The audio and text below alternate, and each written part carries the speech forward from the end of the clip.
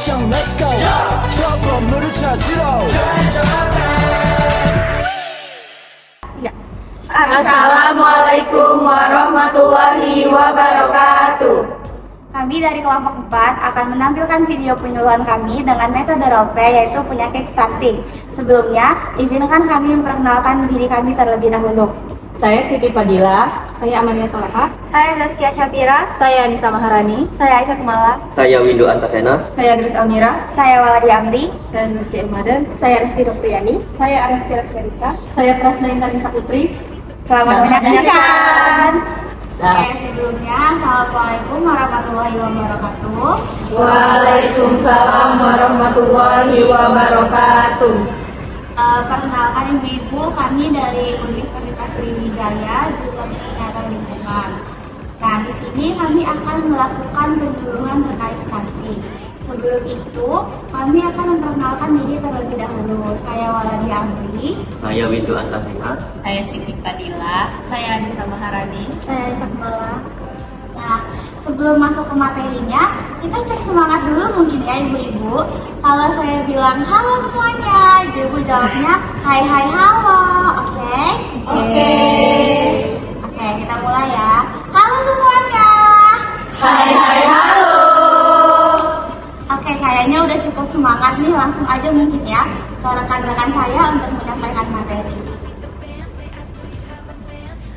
Baiklah ibu-ibu, di sini saya akan menjelaskan sedikit materi tentang stunting. Nah ibu-ibu, apa itu stunting? Stunting itu adalah anak yang kurang gizi ibu-ibu. Dari dia umur dalam kandungan sampai dia umur 2 tahun. Nah anak stunting ini tuh bu, tinggi badannya itu bakal lebih kurang dari kawan seumurannya bu. Jadi gitu. Nah kayak di gambar ini ibu-ibu, dia ini sebenarnya seumuran bu, tapi karena yang satu ini stunting, jadi tinggi badannya berbeda bu. Nah stunting ini juga punya dampak buruk ibu. Yang pertama, anaknya akan mudah sakit karena imunitasnya juga menurun. Dan yang kedua, kemampuan kognitifnya berkurang. Kognitif itu apa ibu-ibu? Kognitif itu adalah pola pikir anak ibu. Karena kurangnya nutrisi akan mempengaruhi pola pikir anak ibu. Jadi misalnya ada anak yang agak kurang telat mikir kayak gitu. Terus yang ketiga ada satu, yaitu beresiko terkena penyakit ibu-ibu. Karena dari kecilnya itu sudah kurang nutrisi ya ibu-ibu. Jadi penyakit itu mudah menyerang ke tubuh si anak.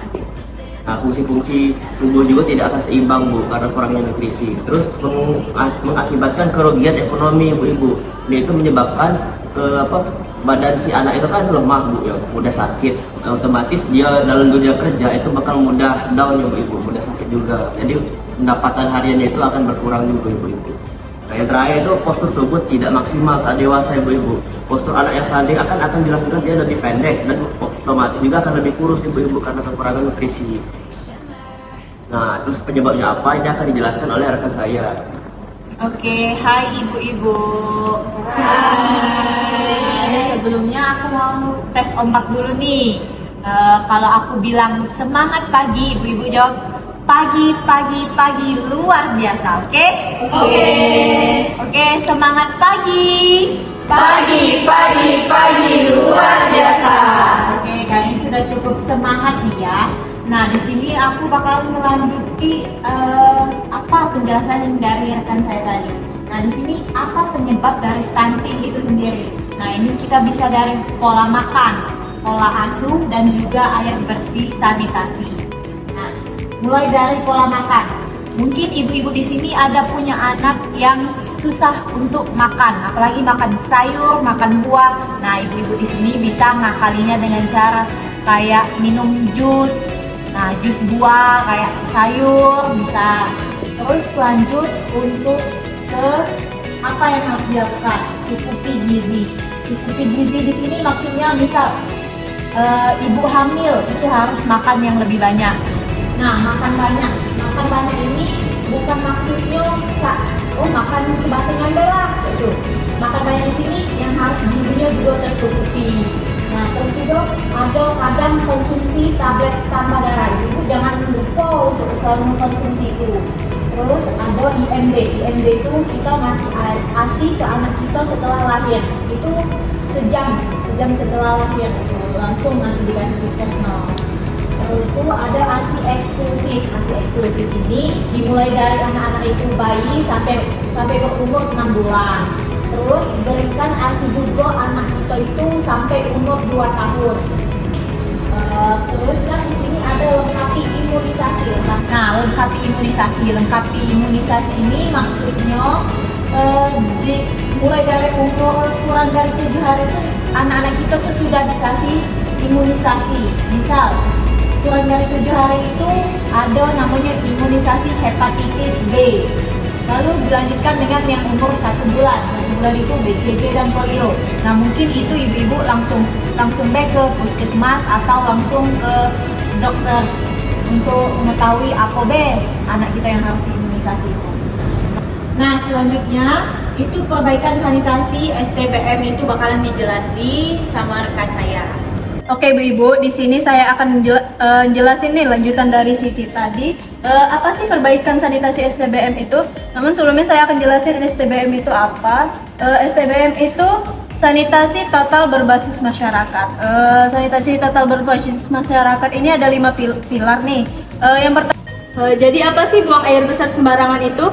Buang air besar sembarangan itu biasanya dilakukan oleh masyarakat atau warga-warga yang tinggalnya tuh di pinggiran sungai, yang rumahnya tuh yang di pinggir-pinggir sungai tuh. Biasanya kan itu mereka nggak punya toilet di rumahnya, jadi mereka tuh biasanya buang air besar tuh di sini sekeluarga hampir ya. Ibu-ibu tuh nggak boleh nih BAB seperti ini, BAB yang sembarangan. Itu kan biasa juga kita buat untuk mencuci. Nah itu kan airnya tuh ngalir tuh, biasa juga untuk masak. Itu kan bisa menyebabkan bakteri itu kalau kita masak tuh. Jadi penyebaran bakterinya tuh bisa menyeluruh tuh, jadi bisa menyebabkan stunting.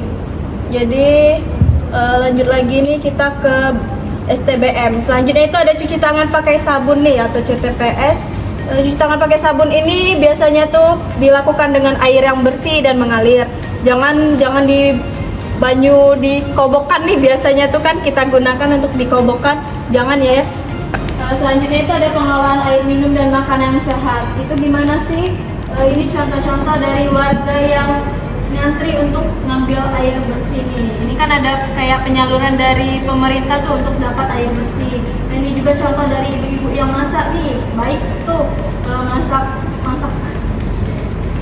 masak banyu untuk atau untuk makanan sehat. Selanjutnya ada pengelolaan limbah rumah tangga. Limbah rumah tangga itu gimana sih biar tidak menyebabkan stunting? Itu kita jangan membuang sampah sembarangan seperti ini ya. Terus ini jadi contoh dari pencemaran lingkungan. Oke, kan pemaparan materi dari rekan-rekan saya tadi kan sudah nih Ibu. Nah, dari Ibu sekalian ada yang mau ditanyain nggak nih? Saya mau bertanya deh. Oke, boleh Ibu, kalau boleh tahu sebelumnya nama Ibu siapa? Nama saya Tresna Intanisa Putri dan. Nah, apa nih yang mau Ibu tanyain terkait materi kita tadi? Nah, kan anak saya nih kan ASI eksklusifnya tuh udah terpenuhin, tapi lingkungan di sekitar rumah saya tuh kotor, kayak banyak-banyak sampah. Nah, apa itu jadi salah satu penyebab anak saya tuh terkena stunting? Oke, terima kasih Ibu atas pertanyaannya. Mungkin pertanyaannya bisa kita tampung terlebih dahulu. Oke, tadi kan Ibu Tresna udah bertanya nih terkait materi kita. Ibu-ibu lainnya ada yang mau ditanyain nggak nih terkait materi kita? Saya ingin bertanya deh. Oke, kalau boleh tahu siapa nama Ibu? Nama saya Grace Almira. Oke, Ibu Grace, apa nih yang mau ditanyain? Saya mau nanya, misalnya kalau anak saya itu makan mie sama nasi itu bahaya nggak? Soalnya dia tuh kalau makan mie sama nasi itu lahap banget, takutnya nggak sehat gitu. Oke, terima kasih Ibu Grace pertanyaannya. Mungkin akan dijawab oleh rekan-rekan saya. Oke, di sini aku bakalan ngejawab pertanyaan dari Ibu Grace dulu. Nanti selanjutnya bakalan dijawab oleh rekan saya. Nah, pertanyaan Ibu Grace tadi, apakah makan mie memakai nasi itu bahaya? Ya. Nah, jadi jawabannya bahaya, sudah pasti bahaya karena di dalam mie dan nasi itu tidak ada gizinya. Jadi asupan gizinya itu tidak tercukupi. Nah, sebaiknya kita tuh makan seperti isi piringku. Isi piringku tuh sama kayak 4 sehat 5 sempurna. Hampir mirip sekali. Nah, jadi ada karbohidratnya, ada protein, ada sayur, lauk pauk, nah, dan susu, buah-buahan juga. Jadi itu jawabannya. Apakah sudah mengerti Ibu? Mengerti. Makasih. Sama-sama. Oke, di sini saya akan jawab pertanyaan dari Ibu Tresna ya. Jadi pertanyaan tadi, anak Ibu itu telah mendapatkan ASI eksklusif, udah penuh nih, tapi tinggalnya di lingkungan yang tidak bersih. Ya benar. Jadi itu tuh lingkungan yang tidak bersih bisa menyebabkan stunting. Mungkin seperti ini gambarannya ya. Ini tuh. Kalau kenapa sih bisa nyebabin stunting? Itu tuh karena stunting itu tidak hanya dari ASI eksklusif, namun juga dari lingkungan yang bersih. Kenapa sih lingkungan itu bisa nyebabin stunting? Karena kan lingkungan itu kan bisa nyebabin penyakit nih untuk anak kita seperti diare, cacingan. Nah, jadi kan ASI yang diserap oleh anak ibu tuh nanti nggak diserapnya tuh sempurna gitu. Nanti ASI yang diserap itu malah buat ngobatin dari penyakit dia dari diare itu. Jadi itu bisa menyebabkan stunting. Oke, ibu-ibu, tadi kan sudah dipaparkan materi oleh rekan-rekan saya. Rekan-rekan saya juga sudah menjawab pertanyaan dari ibu-ibu sekalian. Nah, selanjutnya sesi kedua dari kami itu tadi kan kami ada memaparkan materi sedikit terkait cuci tangan. Nah, rekan-rekan saya nanti akan memaparkan bagaimana sih cara cuci tangan yang baik dan benar. Oke, sebelumnya terima kasih dari kami ibu-ibu, terima kasih sudah menyimak materi yang kami sampaikan. Pada sesi kedua kali ini kita akan mempelajari cara mencuci tangan yang baik dan benar. Namun sebelum itu, perkenalkan nama saya Zaskia Imadan dan rekan saya Resti Noviani. saya Amalia Sonda. Nah, ibu-ibu boleh diperhatiin dulu nih video cara mencuci tangannya. Boleh di-play, Amat? Tahu nggak sih, jutaan kuman yang menempel di tangan kamu bisa menyebabkan berbagai macam penyakit. Biasakan mencuci tangan dengan air mengalir dan juga sabun. Langkah-langkahnya, yang pertama, telapak tangan. Gosok kedua telapak tangan. Yang kedua, gosok punggung dan sela-sela jari sisi luar tangan kiri dan juga sebaliknya. Ketiga, gosok sela-sela jari bagian dalam. Yang keempat, kunci jari-jari sisi dalam dari kedua tangan. Yang kelima, gosok ibu jari tangan kiri dan berputar dalam genggaman tangan kanan dan lakukan sebaliknya. Yang keenam, rapatkan ujung jari tangan kanan dan gosokkan pada telapak tangan kiri. Dan yang terakhir, bersihkan kedua pergelangan tangan secara bergantian dengan gerakan memutar, dan setelah itu keringkan kedua tangan dan tutup keran dengan sikut atau bekas kertas tisu yang masih di tangan.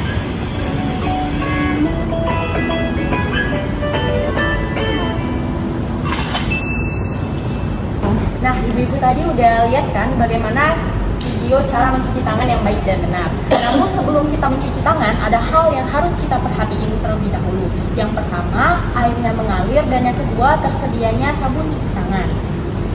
Di sini kita bakalan peragain cara cuci tangan yang baik dan benar bareng-bareng ya. Yang pertama, gosok telapak tangan secara merata. Yang kedua, gosok punggung tangan secara bergantian. Yang ketiga, gosok sela-sela jari bagian dalam secara bergantian juga. Yang lalu, kunci jari-jari tangan. Yang kelima, gosok sela-sela ibu jari secara bergantian. Yang keenam, rapatkan jari-jari tangan lalu gosok ke telapak tangan secara bergantian juga. Dan yang terakhir, setelah memutar pergelangan tangan, lalu kita menutup keran menggunakan siku dan mengeringkan tangan kita menggunakan tisu. Begitu cara mencuci tangan yang baik dan benar. Oke, baik, terima kasih ibu-ibu sudah mendengarkan dan menyimak dengan baik apa yang sudah kami sampaikan terkait stunting, dan juga tadi ada peragaan bagaimana cuci tangan yang baik dan benar. Semoga ilmu yang kami berikan dapat bermanfaat untuk ibu-ibu sekalian, dan juga semoga anak-anak ibu dan kita semua terhindar dari stunting dan juga penyakit-penyakit lainnya. Terima kasih ibu-ibu. Terima kasih ibu-ibu. Sekian video penyuluhan dari kami. Lebih dan kurangnya kami mohon maaf. Wassalamualaikum warahmatullahi wabarakatuh.